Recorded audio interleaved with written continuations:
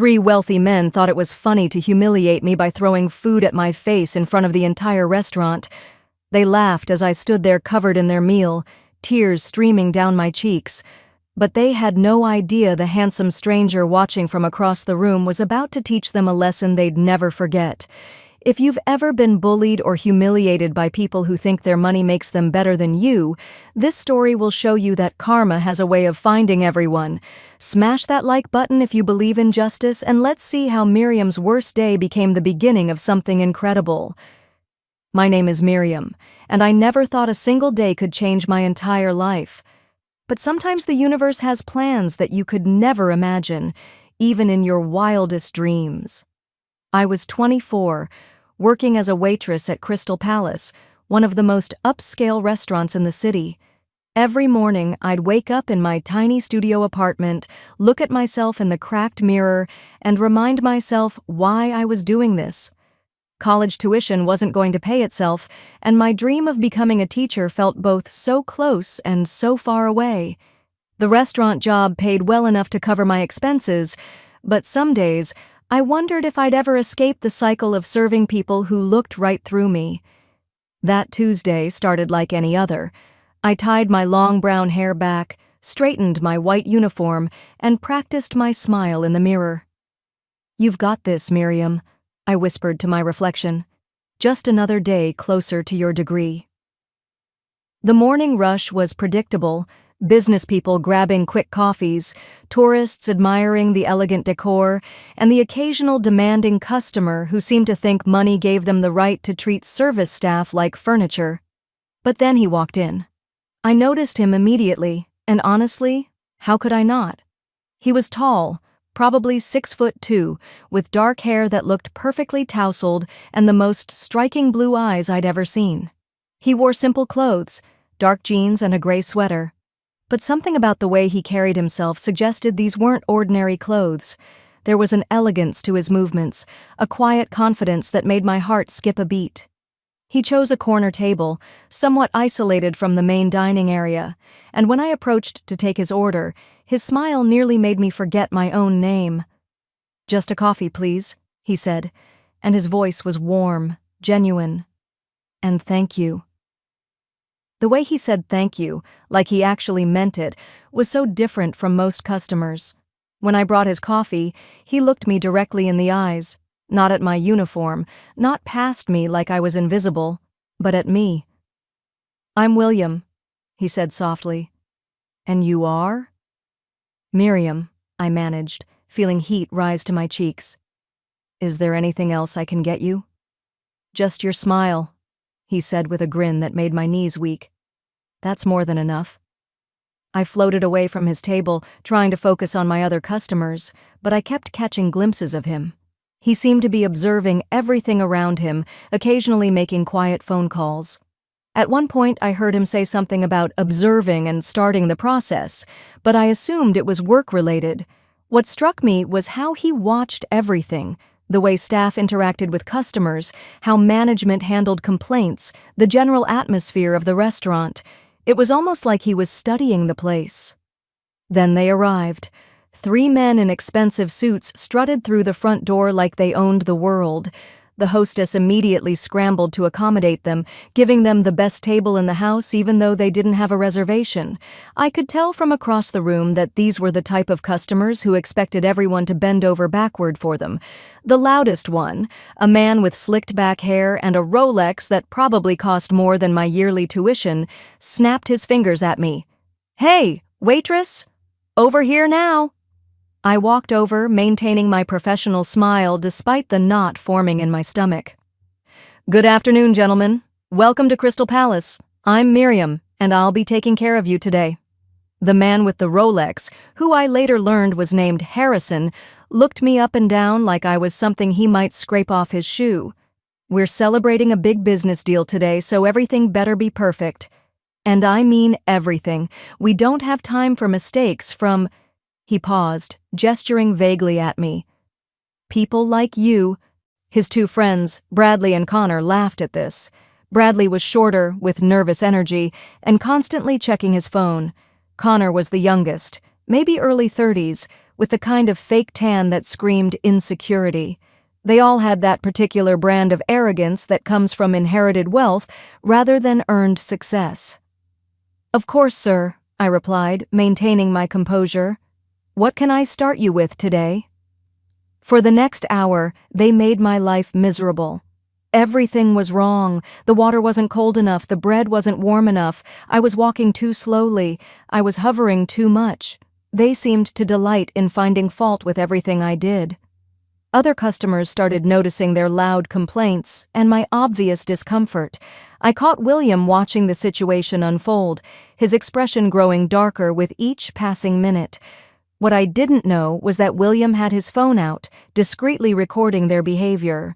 Later, I would learn that he had been making strategic phone calls throughout their meal, but at the time I was too focused on trying not to cry to notice. The three men's conversation was loud enough for half the restaurant to hear. They were property developers, bragging about their latest scheme to buy up small businesses and force them into bankruptcy. "We make their lives so miserable that they're happy to sell for pennies on the dollar," Harrison laughed. "Then we flip the properties for 10 times what we paid." Bradley nodded enthusiastically. "The restaurant owners never see it coming. We create a few bad reviews, maybe cause some health code issues, and suddenly they're desperate to get out." Connor chimed in. "This place would be perfect for that new shopping complex. Imagine the profit margins." I felt sick listening to them, but I had to keep serving them. My manager, Mr. Peterson, had stressed how important it was to keep wealthy customers happy, even when they were being unreasonable. The restaurant was struggling financially, and we couldn't afford to lose business. But things were about to get much worse. Harrison ordered the lobster bisque, specifically requesting it to be properly hot. When I brought it to the table, he immediately grabbed the spoon, tasted it, and his face twisted into an expression of exaggerated disgust. "This is lukewarm garbage," he shouted, loud enough for the entire restaurant to hear. "What kind of establishment are you running here?" "I'm so sorry, sir," I said quickly. "I can have the kitchen heated up immediately." "Heated up?" Harrison stood up, towering over me. "Do you have any idea who I am? I could buy and sell this place 10 times over, and you're serving me cold soup?" That's when I noticed William had stopped pretending to read his newspaper. He was watching intently, his blue eyes focused on Harrison with an intensity that made me shiver. "Sir, please, let me just—" I started, but Harrison cut me off. "You know what? I think you need to learn a lesson about respect." Before I could react, Harrison picked up the bowl of hot soup and threw it directly at my face. The soup hit me like a scalding slap, burning my cheeks and dripping down my uniform. I gasped, more from shock than pain, as Bradley immediately started filming with his phone, laughing hysterically. Connor picked up his plate of pasta and flung it at me, too, the noodles and sauce covering my hair and shoulders. Then Bradley threw his salad, the dressing splattering across my face and staining my white uniform. The entire restaurant went silent. I stood there, covered in food, sauce burning my eyes, feeling more humiliated than I ever had in my life. Tears mixed with the soup on my cheeks as the three men continued laughing and taking photos. "Look at her," Harrison wheezed between laughs. "Maybe now she'll remember to serve food at the proper temperature." That's when I heard the chair scrape against the floor. William stood up slowly, and I noticed for the first time how imposing he really was. He wasn't just tall. He moved with a kind of controlled power that immediately commanded attention. Every head in the restaurant turned toward him as he walked over to our table, his footsteps deliberate and measured. "Gentlemen," he said, his voice calm but carrying an undertone that made my skin prickle. "I think you've made a terrible mistake." Harrison laughed, looking William up and down dismissively. "Oh yeah? And what's some construction worker going to do about it?" He gestured at William's casual clothes. "This is between us and the help. Mind your own business." William smiled, but it wasn't a friendly smile. It was the kind of smile that predators give their prey right before they strike. "Actually, this is my business. All of it." Before anyone could react, William moved. His hand shot out and grabbed Harrison's wrist as he tried to continue filming, applying just enough pressure to make the man drop his phone. With his other hand, he gently but firmly guided me away from the table. "Miriam, step back, please," he said softly, his voice completely different when speaking to me. Then he turned back to the three men, and his entire demeanor shifted. Bradley tried to stand up aggressively, but William simply placed a hand on his shoulder and pushed him back down into his seat. The movement looked effortless, but Bradley's face went white with pain. Connor started to back away, but William's gaze pinned him in place. "Here's what's going to happen," William said, his voice still calm but now carrying an authority that made the air in the restaurant feel electric. "You're going to sit down, shut up, and listen very carefully to what I'm about to tell you." Harrison, nursing his wrist, tried to bluster. "Do you have any idea who we are? We could ruin this place. We have connections, lawyers." "Harrison Mitchell," William interrupted, and Harrison's mouth snapped shut in shock. "CEO of Mitchell Properties, currently under investigation for fraud. Bradley Chen, your business partner, who's been cooking the books for the past 3 years, and Connor Walsh, whose daddy's money is the only reason you haven't been arrested yet." The color drained from all three faces. How could this stranger know so much about them? William pulled out his phone and showed them the screen.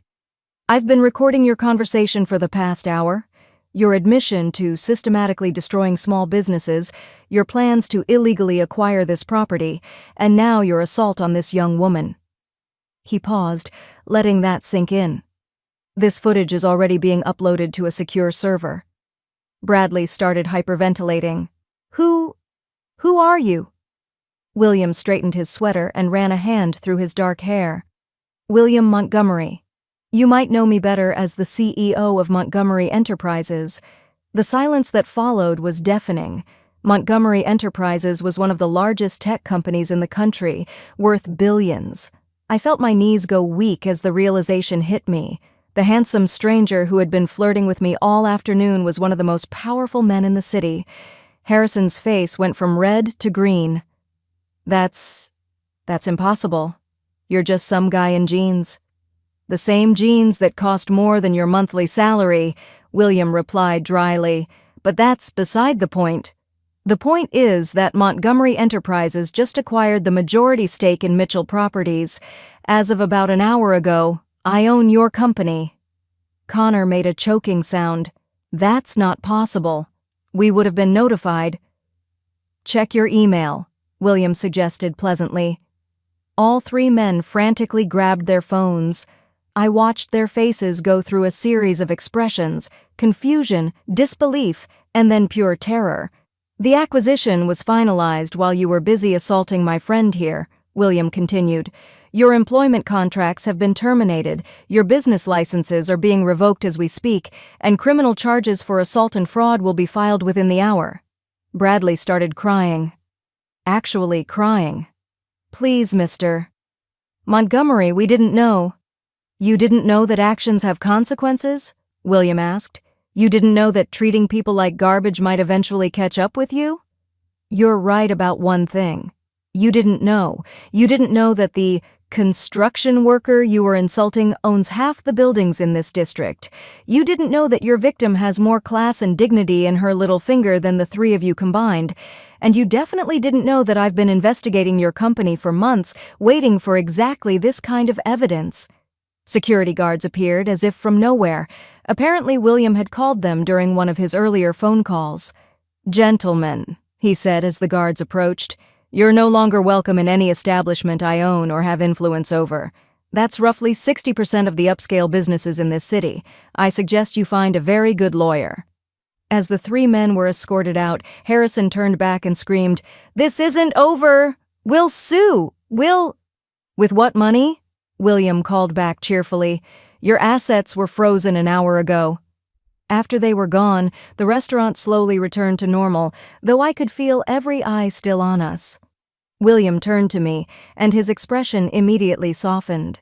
"Miriam, are you hurt? Do you need medical attention?" I shook my head, suddenly aware of how I must look covered in food and sauce. I'm fine, just shocked."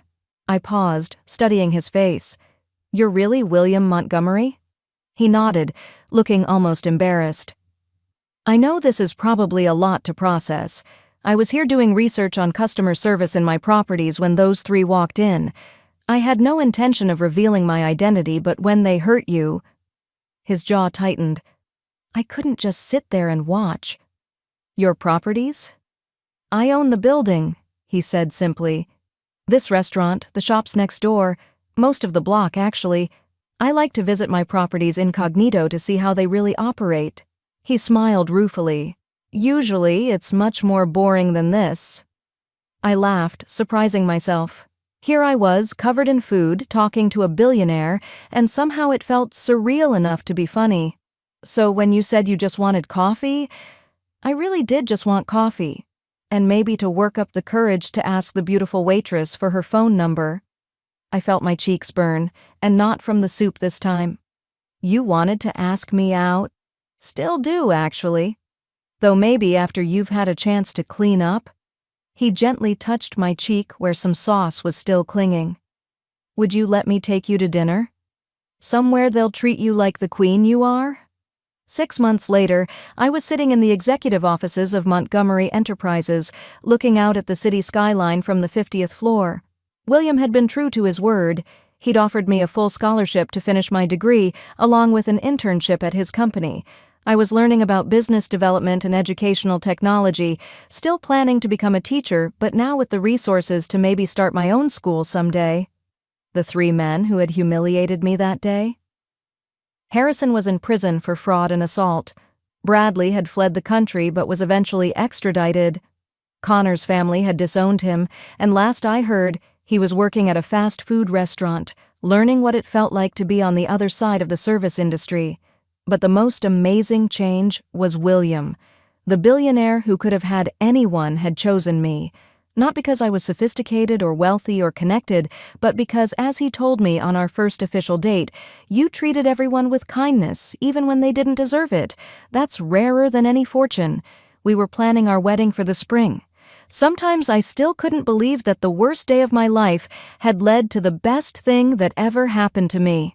William often said that he'd been looking for someone real in a world full of fake people, and somehow, covered in soup and pasta sauce, I'd been exactly what he was searching for. The restaurant where we met? It's thriving now under new management with strict policies about treating all staff with respect.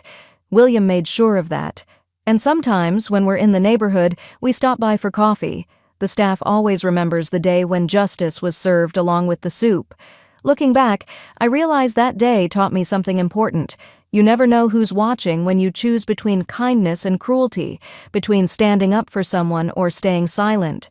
Sometimes the most powerful people are the ones who don't need to show off their power. And sometimes your knight in shining armor shows up wearing jeans and a sweater, quietly sipping coffee in the corner, waiting for the right moment to change your life forever. That's my story. The day I learned that respect has nothing to do with money, that dignity can't be bought or sold, and that sometimes the universe sends exactly the right person at exactly the right moment to remind you that you're worth so much more than you ever dared to believe.